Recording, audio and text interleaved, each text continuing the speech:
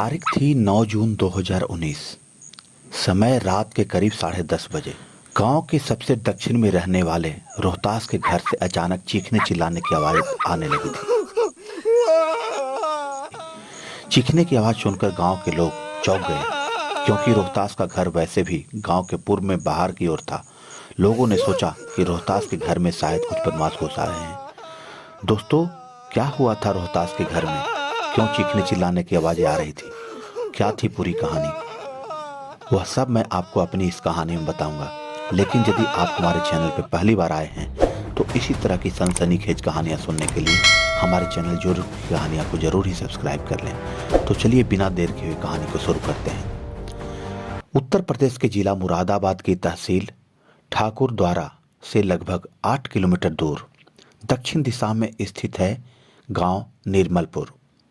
वैसे तो इस गांव में हर वर्ग के लोग रहते हैं, लेकिन यहाँ ज्यादा आबादी मुस्लिम समुदाय की है। 9 जून 2019 को रात 10:30 बजे का वक्त रहा होगा। उसी समय अचानक इसी गांव में रोहतास के घर से चीखने चिल्लाने की आवाजें आने लगी। चीखने की इस आवाज सुनकर गांव के लोग चौंक गए, क्योंकि रोहतास का घर वैसे भी गांव के पूर्व में बाहर की ओर था। लोगों ने सोचा कि हो सकता है कि उसके घर में डकैत घुस आए होंगे, इसलिए पड़ोसी अपनी अपनी छतों पर चढ़कर उसके घर की स्थिति का जायजा लेने लगे। लेकिन रात के अंधेरे में कुछ भी मालूम नहीं पड़ रहा था। इसी कारण कोई भी उसके घर पर जाने की हिम्मत नहीं जुटा पा रहा था। रोहतास के घर से लगा हुआ उसके छोटे भाई छतरपाल का मकान था। छतरपाल का बड़ा बेटा सुनील प्रजापति अपने ताऊ के घर से चीख पुकार की आवाजें सुनकर समझ गया कि वहां कुछ न कुछ तो गड़बड़ है। जानने के लिए वह अपनी छत पर चढ़ गया। उसने देखा कि एक आदमी उसकी ताई पर लिपट रहा है। यह देखकर वह तैश में आ गया। वह फुर्ती से अपने घर की दीवार लांघकर ताऊ रोहतास के घर में जा पहुंचा। वहां का मंजर देखकर वह डर के मारे थर थर कांप उठा। उस वक्त उसने देखा कि उसके ताऊ रोहतास के हाथ में कैंची है, जिससे वह ताई को मारने की कोशिश कर रहा था। वह उस कैंची से अपने चारों बच्चों को पहले ही लहूलुहान कर चुका था। अपने सामने खड़े शैतान बने ताऊ को देखते ही उसे डर तो लगा, लेकिन फिर भी उसने जैसे तैसे हिम्मत जुटाई और फुर्ती दिखाते हुए उसने अपने ताऊ को दबोच लिया। उसने ताकत के बल पर उसके हाथ से वह कैंची भी छीन कर नीचे फेंक दी। सुनील की हिम्मत देखते हुए पड़ोसी भी घटनास्थल की ओर इकट्ठा हो गए। उसी दौरान रोहतास वहां से फरार हो गया। वहां पर मौजूद लोगों ने देखा कि उसके 4 बच्चे 18 वर्षीय सलोनी, 16 वर्षीय शिवानी, 14 वर्षीय बेटा रवि और सबसे छोटा 10 वर्षीय बेटा आकाश बुरी तरह से लहूलुहान पड़े हुए चीख रहे थे। उनकी नाजुक हालत देखते हुए गांव वालों के सहयोग से सुनील ने उन्हें ठाकुर द्वारा के सरकारी अस्पताल में पहुंचाया। रवि को देखते ही डॉक्टर ने उसे मृत घोषित कर दिया। तीनों बच्चों की बिगड़ी हालत को देखते हुए डॉक्टरों ने उन्हें काशीपुर के हायर सेंटर रेफर कर दिया। काशीपुर में उन्हें एक निजी अस्पताल में भर्ती कराया गया, जहां पर 2 बच्चों की हालत ज्यादा नाजुक बनी हुई थी। अगले दिन सोमवार को इस मामले के सामने आते ही ठाकुर द्वारा पुलिस ने काशीपुर पहुंचकर घायल बच्चों की स्थिति का जायजा लिया।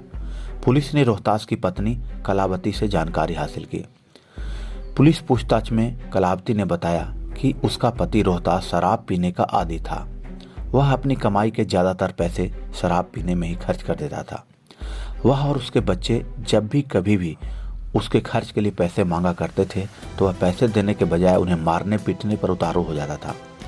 कलावती ने पुलिस को बताया कि रविवार की शाम जब पति देर रात तक घर वापस लौटा तो काफी नशे में था। खाना खाकर सभी लोग छत पर सो गए। रात में उठकर रोहतास ने गहरी नींद में सोए बच्चों पर कैंची से हमला शुरू कर दिया। उसने चारों बच्चों को इतनी बुरी तरह से गोद दिया कि उनकी आंतें तक बाहर निकल आई। बच्चों की चीखने की आवाज सुनकर कलावती जाग गई। उसने बच्चों को बचाने की कोशिश की तो वह उस पर भी कैंची से हमला करने लगा। उसी दौरान किसी तरह सुनील आ गया। यदि वह नहीं आता तो बच्चों की तरह वह भी उसका यही हाल करता। पुलिस ने रोहतास के भाई विजय पाल सिंह की तहरीर पर रोहतास के खिलाफ हत्या और हत्या का प्रयास करने का मुकदमा दर्ज कर लिया। मामले की विवेचना कोतवाली प्रभारी मनोज कुमार सिंह ने स्वयं ही संभाली। कलावती से पूछताछ के बाद कोतवाली प्रभारी मनोज कुमार सिंह को पता चला कि रोहतास के परिवार की माली हालत ठीक नहीं है। कलावती के पास बच्चों का इलाज कराने के लिए पैसे भी नहीं थे। इस स्थिति को देखते हुए कोतवाल ने उसी वक्त घायल बच्चों के इलाज के लिए 50,000 रुपये की मदद कलावती को की। उन्होंने 50,000 रुपये कलावती के खाते में डलवा दिए। घटना को अंजाम देने के बाद से ही रोहतास फरार हो गया था। उसका पता लगाने के लिए 3 पुलिस टीमें गठित की गई थी। पुलिस टीमें रोहतास को हर संभव स्थान पर खोजने लगी, लेकिन उसका कहीं भी पता नहीं चला। इस केस की गहराई तक जाने के लिए पुलिस ने रोहतास के परिजनों के साथ साथ उसके कुछ खास रिश्तेदारों से भी पूछताछ की, लेकिन इस पूछताछ में पुलिस के साथ कोई ऐसा सुराग नहीं लगा जिसके आधार पर पुलिस की जांच आगे बढ़ सके। उसी दौरान पुलिस को पता चला कि रोहतास काफी दिनों से परेशान दिख रहा था। उसे तांत्रिकों के पास चक्कर लगाते भी देखा गया था।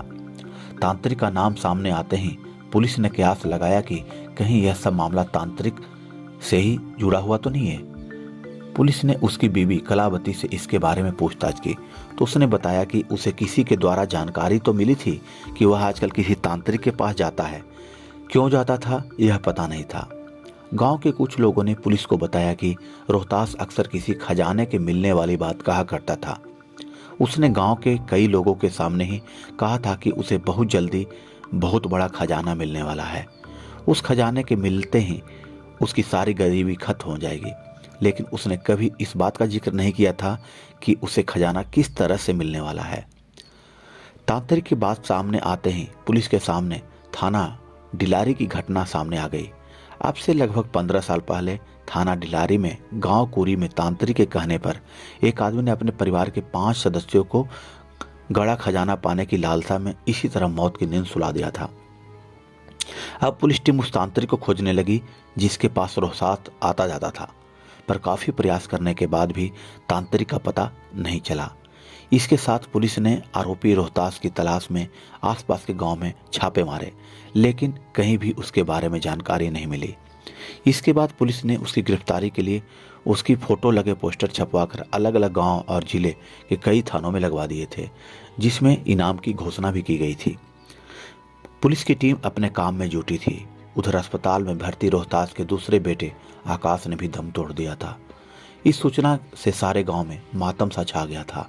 कलावती पर तो जैसे पहाड़ ही टूट पड़ा था। उसके 4 बच्चों में 2 लड़के थे जिनकी इलाज के दौरान मौत हो चुकी थी, जबकि एक बेटी की हालत अभी भी नाजुक बनी हुई थी। उसी दिन शुक्रवार की देर शाम पुलिस को मुखबिर से सूचना मिली कि रोहतास निर्मलपुर के जंगलों में छिपा है। इस सूचना पर कोतवाल पुलिस प्रभारी मनोज कुमार पुलिस टीम के साथ जंगल में पहुंचे और घेराबंदी कर रोहतास को जंगल से अपनी हिरासत में ले लिया। पुलिस ने रोहतास से पूछताछ की तो उसने इस वारदात के पीछे की जो कहानी बताई वह बड़ी ही अजीबोगरीब निकली। जिला मुरादाबाद के कस्बा ठाकुरद्वारा से लगभग 8 किलोमीटर दूर गांव निर्मलपुर में रोहतास अपने परिवार के साथ रहता था। उसके परिवार में पत्नी कलावती के अलावा 2 बेटे और 2 बेटियां थी।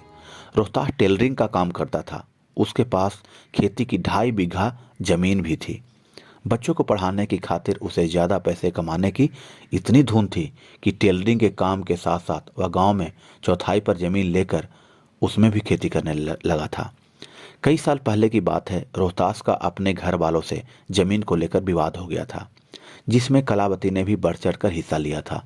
लेकिन कुछ दिन के बाद ही रोहतास ने अपने घर वालों से बोलना शुरू कर दिया। यह बात कलावती को बहुत बुरी लगी। कलावती ने अपने पति के इस बात का विरोध किया, लेकिन रोहतास ने पत्नी की बात को तवज्जो नहीं दी। यानी कि दोस्तों, जब जमीन का विवाद हुआ था तो कलावती और उसके पति रोहतास दोनों ने मिलकर पड़ोस वालों से झगड़ा किया था। लेकिन बाद में क्या हुआ कि कलावती का पति जो है उन लोगों से बोलचाल पहले नहीं रखता था, लेकिन जिससे झगड़ा हुआ था उससे रोहतास बोलचाल शुरू कर दिया था। इसलिए कलावती को ये बात अच्छा नहीं लगा था। फिर क्या था, इसी बात पर रोहतास और कलावती के बीच झगड़ा शुरू होने लगा। उन दोनों के पारिवारिक जीवन में खटास पैदा हो गई। दोस्तों, रोहतास पहले कभी कभार शराब पीता था, लेकिन पत्नी के कलह होने के बाद वह शराब का आदी हो गया। उसने शुरू में टेलरिंग का काम सूरजनगर कस्बे में शुरू किया था, लेकिन शराब का आदी हो जाने के बाद उसने अपने गांव के स्थित कालेवाला में अपना काम शुरू कर लिया। रोहतास के 4 बच्चे स्कूल जाने लगे थे, जिसके बाद उनकी पढ़ाई और खान पान व अन्य खर्चे बढ़े तो रोहतास को आर्थिक तंगी हो गई। कालेवाला में उसने काम शुरू किया तो वहाँ काम जमाने में काफ़ी वक्त लग गया, जिसके कारण वह परेशान रहने लगा। उन्हीं बढ़ते खर्चों के कारण उसे बीवी बच्चे भार लगने लगे। जब कभी भी कलावती या बच्चे उससे पैसे की डिमांड करते तो वो झुंझला उठता और गुस्से में उन्हें अपशब्द भी कह देता था। कलावती उसे शराब पीने को मना करती थी, लेकिन वह पत्नी की नहीं सुनता था। इस बात से दुखी होकर कलावती ने यह बात अपने भाई लखू को बताई। एक दिन लखू कल्याणपुर निवासी अपने बड़े बहनोई को लेकर गांव निर्मलपुर पहुंचा। उन दोनों ने रोहतास को समझाने की कोशिश की तो रोहतास ने कलावती में ही तमाम खामियां गिना दी। उस वक्त भी उसने कहीं भी अपनी गलती नहीं मानी। उनके जाने के बाद रोहतास ने पत्नी को आड़े हाथों लिया। उसके बाद तो रोहतास ने शराब पीने का हद ही कर दिया। वह सुबह ही घर से काम जाने की बात कहकर घर से निकल जाता था और देर रात नशे में धुत होकर घर पहुंचता। ज़्यादा शराब पीने से उसका शरीर भी काफ़ी कमज़ोर हो गया था, जिसके कारण उसके मन में हीन भावना भी पैदा हो गई थी। एक बात और, वह खुद को नामर्द भी समझने लगा था। अपने इलाज के लिए वह कई नीम हकीमों के चक्कर में भी पड़ गया था, लेकिन कोई लाभ नहीं हुआ। जब हकीमों से दवा लाने वाली बात कलावती को पता चली तो उसने उसे दवा लाने से मना कर दिया। इसके बाद तो उसने अपनी पत्नी पर पूरा शक हो गया था कि उसके संबंध उसके जीजा के साथ हैं। इसी कारण वह उसे सेक्स की दवा लाने से मना करती है। रोहतास की बेटियां काफ़ी समझदार हो चुकी थीं, लेकिन उन्हें पढ़ाई करने की इतनी धुन थी कि उन्हें मोबाइल वगैरह से कोई लगाव नहीं था। 6 सदस्य वाले इस घर में एक ही मोबाइल था जो रोहतास के पास ही रहता था, जिस कारण कलावती के किसी भी रिश्तेदार का फ़ोन उसी के मोबाइल पर आ जाता था। कलावती की सबसे बड़ी मजबूरी यही थी कि उसे जब किसी भी रिश्तेदार से बात करनी होती वह या तो सुबह ही कर सकती थी या फिर शाम को कर सकती थी। रोहतास में सबसे बड़ी कमी थी कि वह घर आकर किसी के फ़ोन आने की बात अपनी बीवी को नहीं बताता था। कई बार कल्याणपुर निवासी उसके साढ़ू ने उसकी बीवी और बच्चों से बात करने की इच्छा जाहिर की, लेकिन रोहतास हमेशा ही कह देता था कि अभी वह घर से बाहर है, घर जाकर बात करा देगा। घर जाने के बाद भी वह कोई न कोई बहाना करते हुए साढ़ू की बात नहीं कराता था। रोहतास अपने साढ़ू को गलत मानकर उससे चिढ़ने लगा था। फिर साढ़ू का बार बार फोन आने से उसे शक हो गया उसकी बीवी के उसके साथ अवैध संबंध है, तभी तो वह बार बार उससे बात करना चाहता है। विगत होली पर जब रोहतास के रिश्तेदार उससे मिलने आए तो उन्होंने कलावती से शिकायत की कि वह उन पर फ़ोन पर बात नहीं करती। तब कलावती को पता चला कि रिश्तेदार ने उससे बात कराने के लिए रोहतास को कई बार फ़ोन किया, पर उसने जानबूझकर उसकी बात नहीं कराई। कलावती बौखला उठी। उसने पति को उल्टी सीधी सुनाते हुए अपना एक अलग मोबाइल दिलवाने की बात कही। इस बात को रोहतास ने अपने साढ़ू से जोड़ते हुए सोचा कि वह जरूर अपने जीजा से बात करने के लिए अलग मोबाइल मांग रही है। यानी उसके दिमाग में शक का कीड़ा और भी बलवती हो उठा। दोस्तों, मोबाइल दिलाने की बात को लेकर दोनों के बीच फिर से नोकझोंक शुरू हुई। बात इतनी बिगड़ गई कि गुस्से में आकर रोहतास ने अपना मोबाइल भी तोड़ डाला। उसके बाद उसने पत्नी को हिदायत दी कि वह भविष्य में अपने जीजा से बात न करे, अन्यथा अंजाम बहुत बुरा होगा। रोहतास की यह धमकी सुनकर कलावती ने इसकी शिकायत अपने भाई लखू से कर दी। लखू ने फिर से अपने जीजा रोहतास को समझाने की कोशिश की, लेकिन रोहतास पर उसकी बातों का असर नहीं हुआ। साले के घर से जाते ही रोहतास ने बीवी को अपशब्द कहे, साथ ही उसने उसके घर छोड़कर चले जाने को भी कह दिया। इस पर दोनों में तकरार बढ़ गई। इसी तूतू मैमे में के बीच में कलावती ने पति से कहा कि यह घर छोड़कर तुम्हें चले जाना चाहिए। यह घर मेरा है, बच्चे मेरे हैं, यहाँ पर तुम्हारा क्या है। रोहतास छोटी सोच का इंसान था। उसने कलावती की बात को दूसरे नज़रिए से देखते हुए अर्थ लगाया कि बच्चे भी उसके नहीं हैं तो जरूर उसके साढ़ू के ही हैं। कलावती की बात सुनते ही वह अपना आपा खो बैठा। उसके मन में एक बात गलतफहमी बैठी हुई थी, शक वाली। वह शैतान बन बैठा। वह उस दिन के बाद बीवी और बच्चों का दुश्मन बन बैठा। दोस्तों, रोहतास अपने चारों बच्चों को उचित शिक्षा दिला रहा था ताकि उनकी कहीं सरकारी नौकरी लग सके। उनकी पढ़ाई के लिए ही उसने दिन रात एक करके काफ़ी पैसा कमाया था। अपने सपने को साकार करने के लिए जितनी मेहनत उसने की थी उससे कहीं ज़्यादा उसके बच्चे कर रहे थे। उसकी सबसे बड़ी बेटी सलोनी इस वक्त बीए फर्स्ट ईयर में और मंझली शिवानी कक्षा 12 में पढ़ रही थी।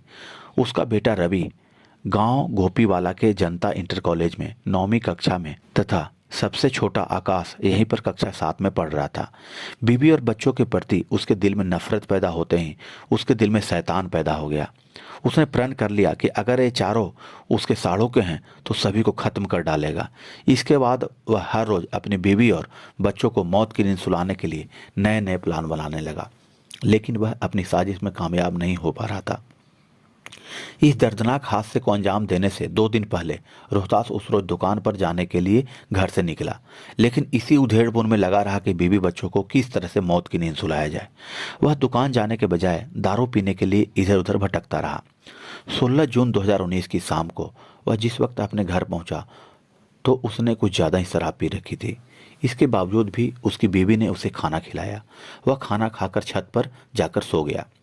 इसके बाद कलावती ने अपने बच्चों को खाना खिलाया और घर का काम धंधा निपटाकर वह भी छत पर सोने के लिए चली गई थी। उसके 3 बच्चे छत पर सोए थे, जबकि बड़ी बेटी शिवानी उस रात नीचे घर में सोए रखी थी। रात के करीब 10 बजते बजते सभी सो चुके थे, लेकिन उस रात रोहतास की आंखों में खून बरस रहा था।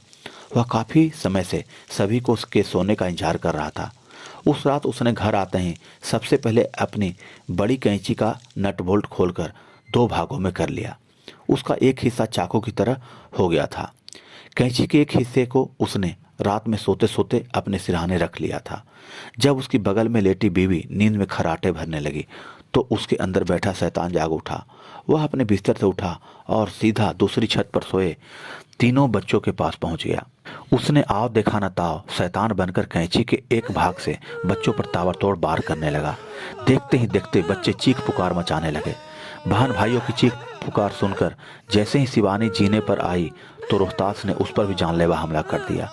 उसके बाद जैसे ही कलावती उसे बचाने के लिए पहुंची तो उसने उसे भी मारने की कोशिश की, लेकिन उस वक्त उसका भतीजा सुनील शोर शराबा सुनकर आ चुका था, जिसकी वजह से कलावती मौत के मुंह में जाने से बच गई। रोहतास का पूरे परिवार को खत्म करने का इरादा था। पुलिस ने कैंची का वह भाग भी बरामद कर लिया जिससे उसने बच्चों पर हमला किया था। रोहतास से पूछने के बाद पुलिस ने उसे मुरादाबाद की कोर्ट में पेश करके उसे जेल भेज दिया। रोहतास की पत्नी कलावती ने अपने ऊपर लगाए गए आरोपों को झूठा और पूरी तरह से निराधार बताया। उसने पुलिस को बताया कि उसके चारों बच्चे रोहतास के ही हैं। कलावती ने पुलिस को बताया कि अगर उसे मेरे चरित्र पर शक था तो मुझे ही मारना चाहिए था। मैं तो उसके पास ही सो रही थी।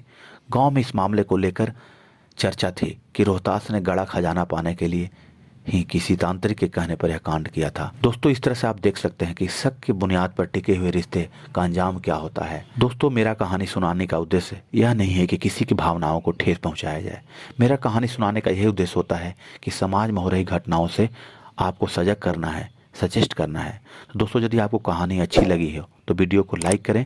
यदि हमारे चैनल पर पहली बार आए हैं तो चैनल को सब्सक्राइब करें। सजग रहें, सुरक्षित रहें।